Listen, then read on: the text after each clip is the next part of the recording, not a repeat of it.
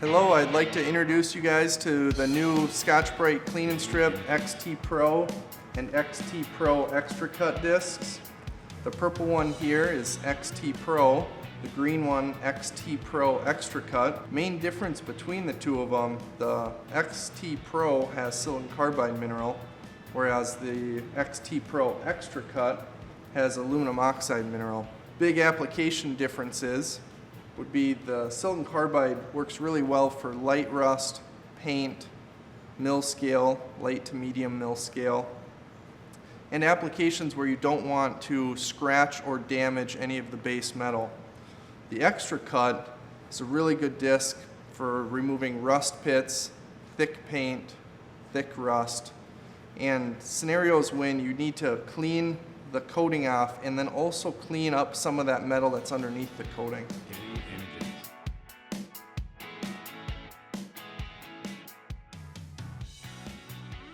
Next, I'm going to walk you guys through some of the popular applications that these products are used on, and also again the differences between the two products.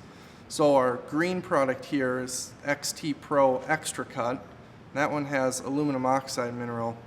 Our purple version here, Clean and Strip XT Pro, has silicon carbide. Now with those two mineral differences, there's an ideal disc to choose for every application. That aluminum oxide mineral is going to remove your coating and then also clean and scratch that bare metal afterwards.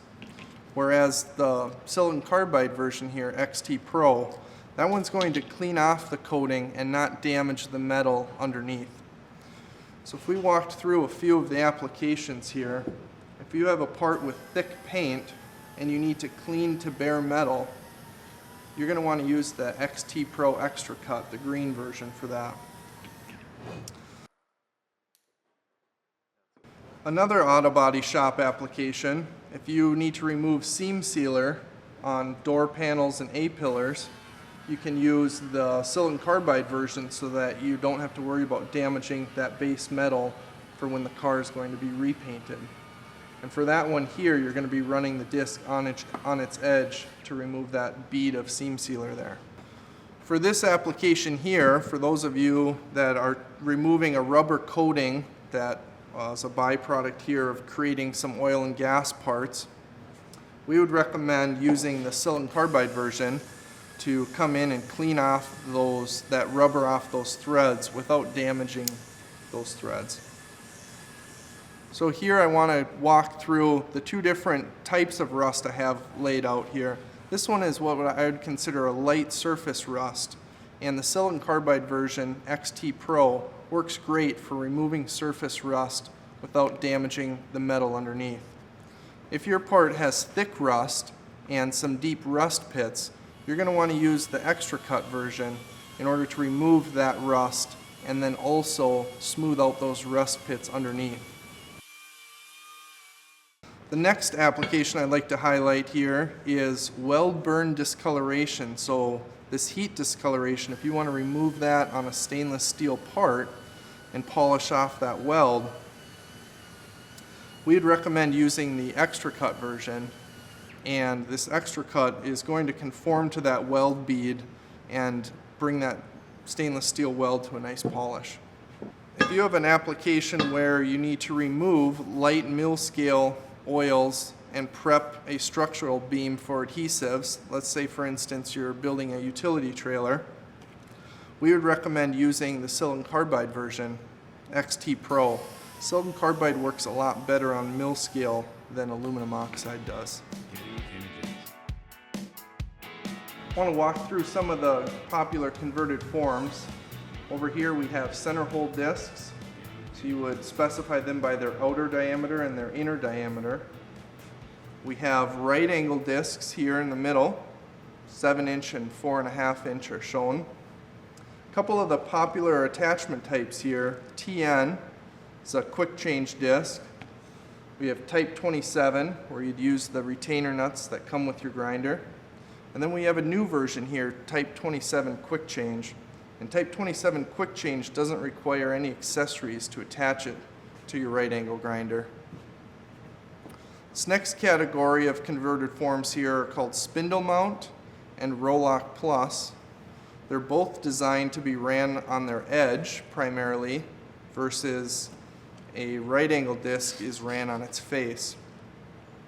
The spindle mount would chuck into the collet on your straight shaft die grinder there, and the Rolock Plus version, you would use a Rolock Plus holder, and then it becomes a quick change attachment. Last category here is called Rolock. This would just be a traditional TR button type. Primarily would be attached to disc sanders. And then we also have a version here that's called the brake hub cleaning disc. Brake hub cleaning disc is designed to go over the stud on your rotor and clean that base of that rotor off. I'd like to run through the 3 attachment types for right angle grinders. The first one here for TN quick change discs requires a hub and faceplate. Now these discs will work with any customer's backup pad. The hub and faceplate I'm going to show you guys today here is our low profile hub and then our black hard faceplate. So first thing I'm going to do here is I'm going to rotate these threads until this spindle lock button engages. And now that I have my spindle lock button in place, I'm going to thread on that hub. I'll tighten it most of the way by hand there, but I found it's easier to snap in the faceplate, and that way you can have a little bit more leverage to tighten it down further.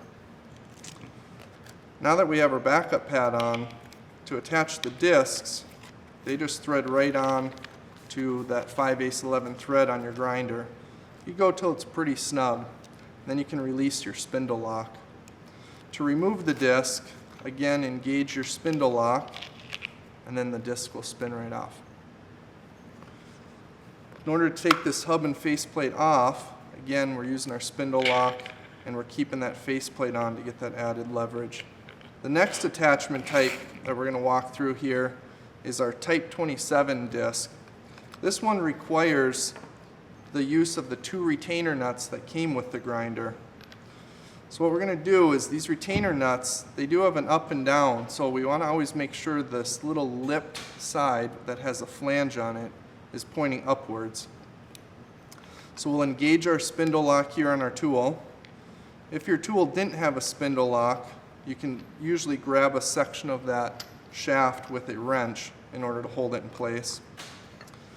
In order to tighten down our first retainer nut here, we're going to use the spanner wrench that came with the grinder. Then we're going to set our disc on and make sure it centers itself on that little raised 7/8 inch lip. Lastly, we're going to put on that second retainer nut, again with the flange lipped portion facing upwards. I found it's easy to tighten it some of the way by hand, and then to make sure it's firmly and securely on, we'll use that spanner wrench to tighten it the rest of the way. In order to remove the disc, again I'm waiting until that spindle lock engages, and it's easiest to use the spanner wrench to break that retainer nut loose. The last attachment type that I want to walk through here is our brand new threaded quick change disc. It's referred to as Type 27 quick change. And for this disc, you don't need any retainer nuts. It can be attached to the grinder with no accessories needed. So again, engage your spindle lock or hold your shaft threads there with a wrench, and then you're going to grab the disc from the outer edge here and tighten it down firmly. To remove the disc, same thing, I'm grabbing that spindle lock and I'm unthreading the disc.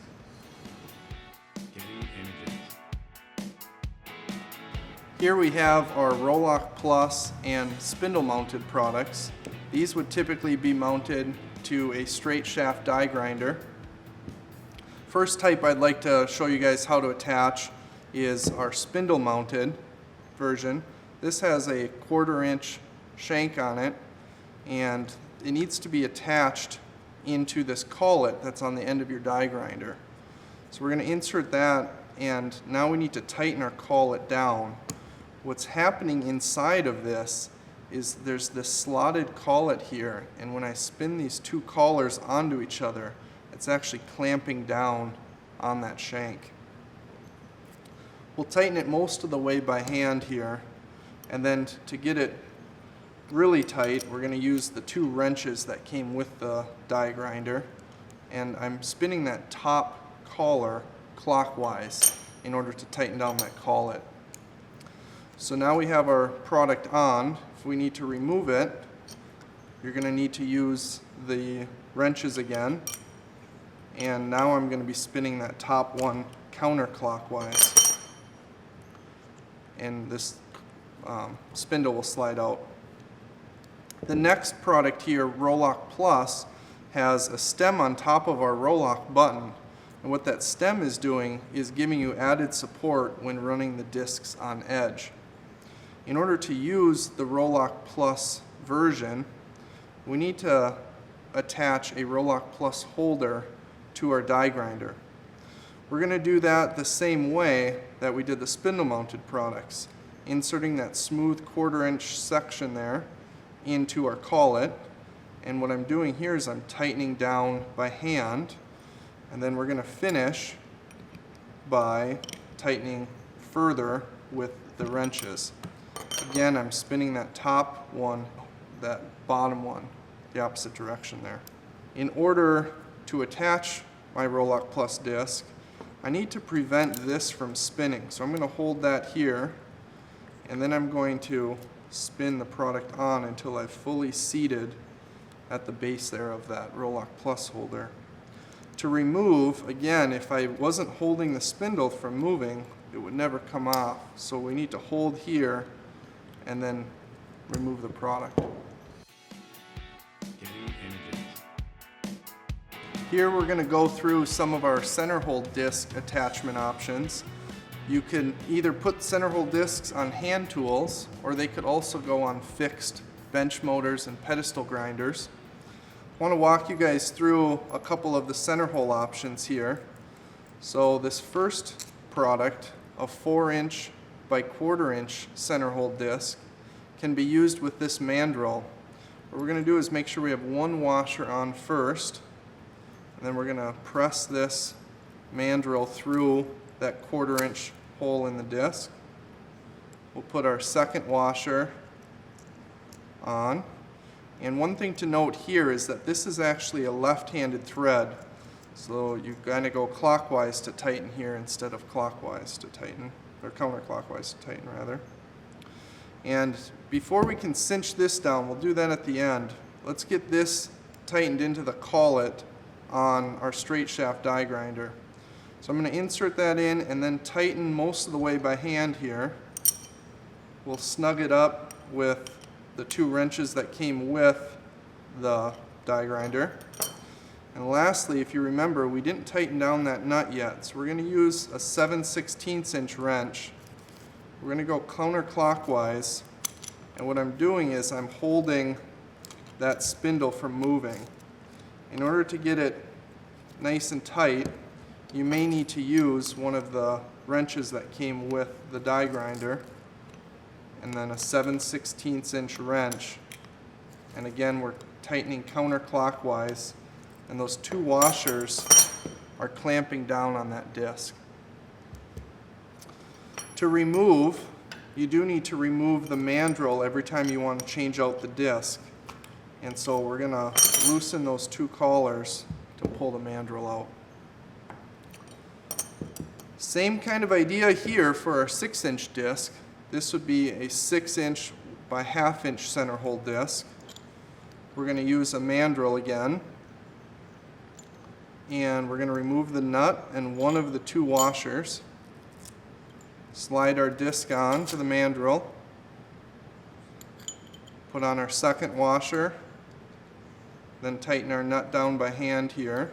So this is a right-handed thread, so we're going to go clockwise to tighten. We're going to kind of snug this up by hand, and then we're going to wait until we get this into the tool to tighten it the rest of the way.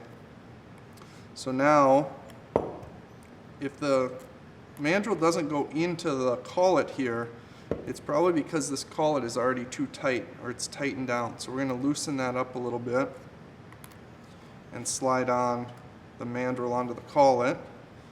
Now what I'm doing is I'm tightening the two collars onto each other to cinch down on that collet. And then to finish it off, we're going to use the two wrenches that were included with the tool here to tighten down on that collet. And lastly here, we need to tighten down that nut that was on the top of the mandrel. So we're going to tighten that clockwise there.